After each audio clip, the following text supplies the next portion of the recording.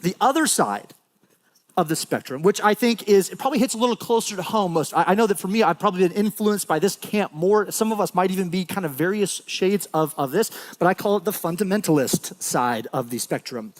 And in this view, as it relates to God's word, I think the practical approach is that the Bible is, in a sense, just kind of dropped out of heaven. Ironically, it actually is kind of aligned with what I see in the Mormon church, right? Joseph Smith, when he receives the Bible, it literally was given to him by an angel on gold tablets, right? It literally fell from the sky.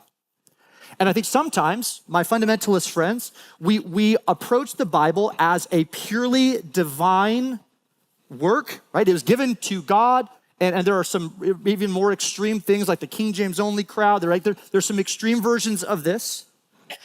The fundamentalists, in my experience, have a difficult time, not all, but oftentimes have a difficult time determining what is prescriptive and what is descriptive in the Bible.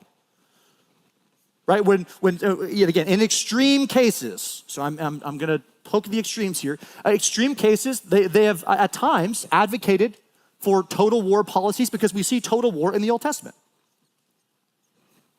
God said to kill all of the Amalekites. With a failure to distinguish between prescriptive, which is do this, versus descriptive, which is this is what happened. Now, if you're a thoughtful Bible student, you know that still raises all sorts of very challenging questions. But nevertheless, my fundamentalist friends tend to have a more difficult time making these distinctions. We see the Bible as more or less a textbook. It's basic instruction before leaving earth.